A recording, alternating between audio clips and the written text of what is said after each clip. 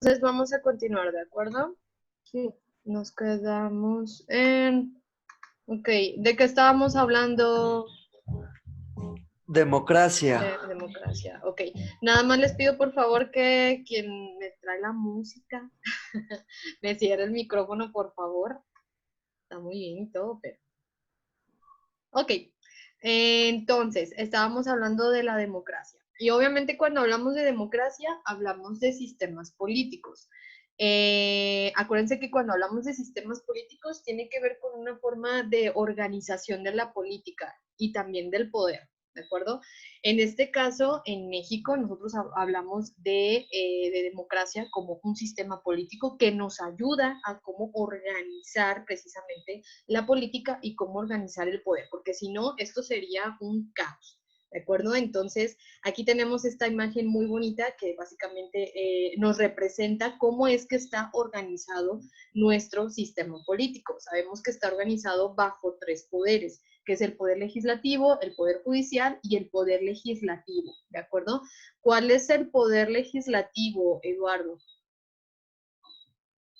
Em, el que se conforma por los diputados locales, federales y los senadores. Bien. Y, me falta uno, a ver cuál es, porque aquí se repite poder legislativo, poder judicial, y me falta uno, a ver cuál es el otro, El Gabriel. ejecutivo. Perdón. Ejecutivo, sí, no viene.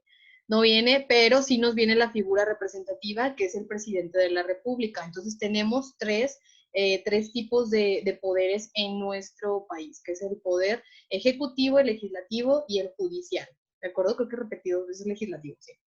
Entonces tenemos el Ejecutivo, que es el presidente de la República, el Legislativo, como nos acaba de decir Eduardo, que está representado por los diputados y los senadores, que básicamente lo que hacen es que ellos admiten o rechazan leyes, normas que nos rigen como sociedad o que nos rigen dentro de lo legal. ¿De acuerdo? Y finalmente tenemos el Poder Judicial, que básicamente se remonta al poder que ejecuta lo que son las leyes que están dentro de nuestra Constitución. Entonces, ¿cómo es que funciona nuestro sistema político? Tenemos el poder ejecutivo, que es el presidente de la República, que es el que propone, por ejemplo, alguna ley. Esa ley se va directamente al poder legislativo y es cuando se admite o se rechaza. Entonces, cuando se admite una ley, tenemos al Poder Judicial, que es precisamente el poder que va a hacer valer esa ley. ¿De acuerdo? Entonces, hablamos de un sistema político que es la forma en cómo se organiza la política y cómo se organiza el poder, no solamente en México, sino también en el mundo. ¿De acuerdo? Cada uno de los países cuenta precisamente con una forma, con un sistema político que les va a permitir llevar esta organización política, ¿de acuerdo? No es como que cada quien lo haga a su, bueno, cada quien lo haga a su manera, sino que existe toda una forma de organización, ¿de acuerdo? Entonces, tenemos que existen diferentes sistemas políticos. Aquí yo le pondría no solamente el liberal, sino que le pondría el liberalismo político. Si ustedes nos remontamos un poquito a nuestras clases de historia, si ustedes recuerdan, hay una serie de revoluciones y hay una serie de acontecimientos históricos que permitieron que se constituyera lo que es el liberalismo o el liberalismo político. Entre ellas tenemos lo que fue la Revolución Francesa en 1789, donde esta Revolución Francesa lo que buscaban precisamente los franceses era precisamente buscar la representación política no solamente del pueblo, ¿por qué? Porque estaba basado únicamente en el rey. Entonces, lo que ellos buscaban era precisamente, como lo dice aquí, la libertad, la igualdad y la fraternidad, que es como la frase emblemática que que más bien se pronunciaba en la Revolución Francesa. Entonces, cuando hablamos de liberalismo, hablamos que precisamente los franceses en ese entonces estaban buscando en este sistema político que existiera un establecimiento del Estado laico. ¿Por qué? Porque en ese entonces el clero, estaba representado por todas las personas que tenían que ver con una religión, en ese caso con una religión, entonces tenían influencia en el poder político. Entonces, lo que buscaba el pueblo era que no tuviera tanta influencia, sino más bien al contrario, que también se le diera voz y voto al pueblo. Entonces, por eso es que buscaban un sistema político liberal. Y si alguien sabe sobre esta revolución, ¿qué fue lo que pasó después de que los franceses estaban buscando estos tres: libertad, igualdad y fraternidad? Acá, ahí está. ¿Alguien sabe qué fue lo que pasó con la Revolución Francesa?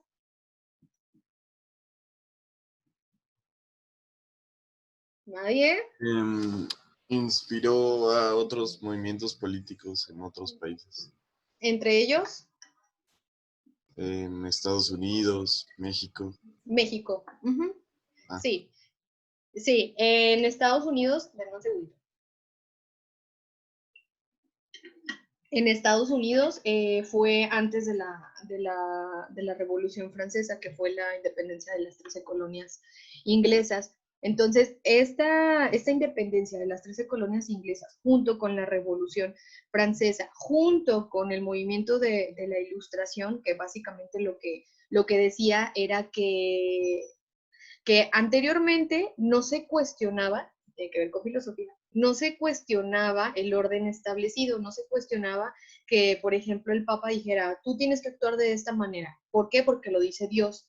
Entonces, la Ilustración precisamente lo que trajo fue estos argumentos, estos fundamentos o estas proposiciones donde se le decía a la gente que cuestionara ese orden establecido, que utilizara el razonamiento, que utilizara la razón para poder preguntarse y poder cambiar su realidad. Entonces, básicamente estas ideas de la Ilustración y esta Revolución Francesa y esta independencia de las 13 colonias fue lo que orilló también en gran parte a que existiera un movimiento de independencia de la Nueva España.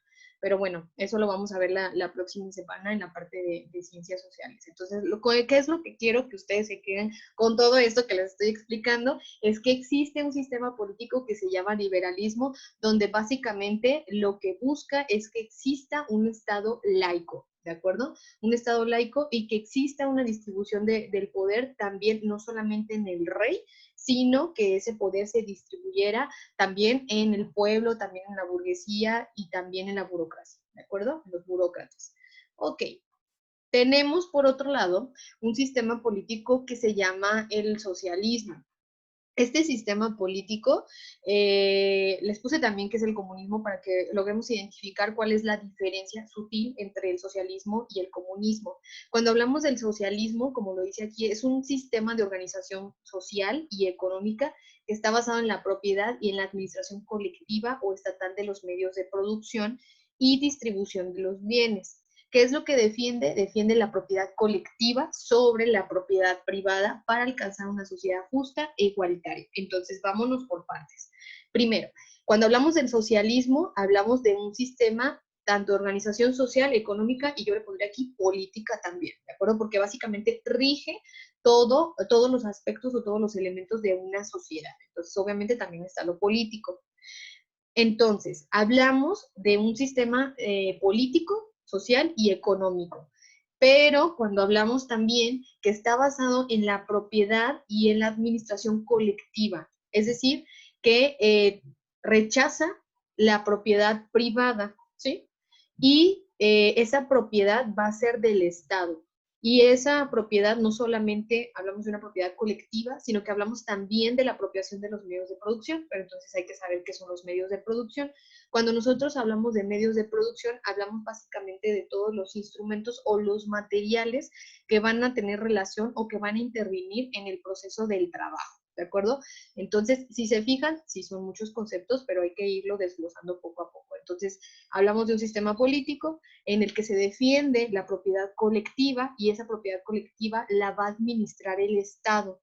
Y los medios de producción también lo va a administrar el Estado y la distribución de los bienes, ¿de acuerdo? O sea, eso no es distribuido o eso no es administrado por un particular, por una persona, sino por el Estado, ¿de acuerdo? ¿Y qué es lo que busca este tipo de sistema político? Lo que busca es precisamente alcanzar una sociedad más justa. ¿Por qué? Porque entonces se piensa que este sistema político, al tener el Estado, que es quien va a organizar y es quien va a distribuir todos los medios de producción, va a distribuir toda la propiedad de forma colectiva y todos estos bienes, se piensa que entonces el Estado lo va a distribuir de una manera justa y de una manera igualitaria y que todos podamos tener acceso a esta propiedad, ¿de acuerdo?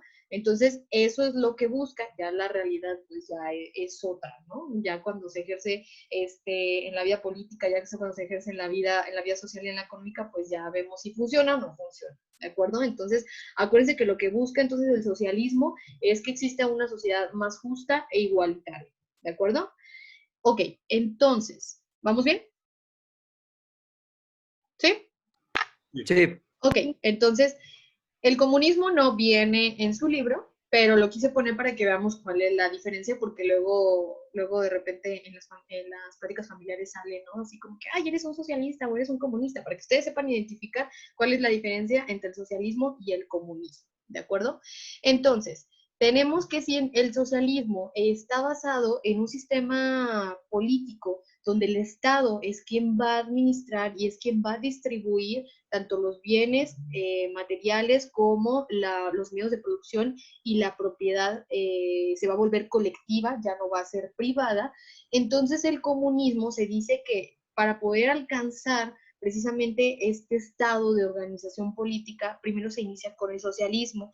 Cuando se empieza a trabajar el socialismo, lo que se pretende es alcanzar al comunismo, ¿de acuerdo? Entonces digamos que el socialismo es como antes del comunismo, ¿de acuerdo? Entonces, el comunismo también es un sistema político, también es un sistema político social y económico, pero que va a defender una organización social donde no va a existir la propiedad privada, igual que el socialismo, pero tampoco van a existir clases sociales, ¿de acuerdo? Entonces, lo que busca es que exista únicamente una clase social donde toda esa clase social que existe va a tener el mismo acceso a la propiedad y va a tener el mismo acceso a los bienes y a los medios de producción, ¿de acuerdo? Entonces, lo que busca es que no existan clases sociales, ¿de acuerdo? Y que se distribuyan precisamente estos bienes de una forma equitativa y de acuerdo a las necesidades de las personas. Por eso les pongo esta imagen donde básicamente representa lo que es el sistema capitalista, que es lo contrario precisamente al socialismo y al comunismo, donde sí existen